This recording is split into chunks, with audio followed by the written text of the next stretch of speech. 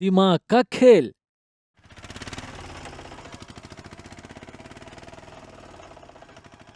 अरेराज गांव में कबीर नाम का एक लड़का रहता था। वह एक किराने की दुकान में काम करता था। वह सुबह शाम बहुत मेहनत करके पैसे कमाता, क्योंकि उसके पिताजी गुजर गए थे और घर की सारी जिम्मेदारियां उस पर आ गई थी। एक दिन उसने सोचा, ऐसे ही किराने की दुकान में काम करने से मेरा कुछ नहीं होने वाला। 6 महीने के बाद बहन की शादी है। मेरे अलावा घर में कोई कमाने वाला भी नहीं है और रिश्तेदार तो उल्टा लूटने में लगे रहते हैं।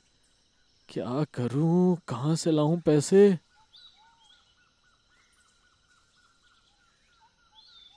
तभी मदन लाल सेठ उसे उदास बैठा देखकर उसके पास आया और बोला, क्या हुआ भाई, इतने उदास क्यों हो? कोई दिक्कत है क्या? कबीर अपने घर की परिस्थिति किसी को बताना नहीं चाहता था, तो उसने बोला, नहीं साहब, कुछ नहीं। अरे, मुझसे क्या छुपाना? तुम 10 साल से मेरे पास काम कर रहे हो। तुम मेरे कर्मचारी नहीं, मेरे बेटे के समान हो। बोलो, क्या हुआ है? कबीर ने अपनी सारी कहानी कह सुनाई। तब मदन लाल ने कहा, कोई बात नहीं, मैं तुम्हारी बहन की शादी में मदद करूंगा। उसके शादी का सोना मैं बनवा दूंगा। कबीर यह सुनकर बहुत खुश हो गया और सेठ का धन्यवाद किया। दिन बीतने में ज्यादा वक्त नहीं लगा और वह दिन भी आ गया जिसका महीनों से इंतजार था। कबीर की बहन की शादी थी। सारे रिश्तेदारों से घर खचाखच भरा हुआ था। शादी का कार्यक्रम बहुत अच्छा संपन्न हुआ।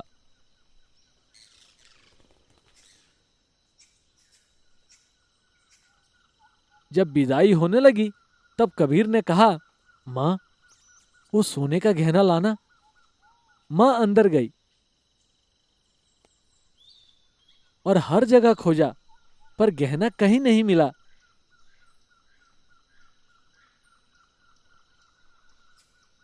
यह बात सुनकर कबीर को बहुत झटका लगा, पर वह कर भी क्या सकता था। उसने सोचा, अगर मैं पुलिस को बुलाऊं तो बदनामी हो जाएगी। रिश्तेदारों की बात है, मैं क्या करूं भगवान। तभी कबीर के दिमाग में एक आइडिया आया और वह बोला कि वह एक तांत्रिक के पास जा रहा है इसका उपाय जानने। सभी चौंक गए। थोड़ी देर बाद कबीर हाथ में कुछ नींबू लेकर आया और बोला, इस नींबू के रस को सबको पीना है और जिसने ये गहना चुराया है, इसे पीने के कुछ देर बाद उसे खून की उल्टी होगी, या तो फिर वह मर भी सकता है। जो भी गहना लिया है वो वापस कर दे। मैं कुछ भी नहीं बोलूंगा, ना ही पुलिस को बुलाऊंगा। यह सुनकर सब डर गए और एक रिश्तेदार बेहोश हो गया। उसे पानी मारकर उठाया गया और नींबू उसके हाथ में रखी गई। इतने में वह जोर जोर से रोने लगा और बोला, मुझे माफ कर दो, मैंने ही गहना चुराया है और घर के पीछे जमीन में गाड़ दिया है। यह सुनकर सब चौंक गए और इस तरह कबीर की बुद्धिमानी से चोर भी पकड़ा गया और उसकी बदनामी भी नहीं हुई।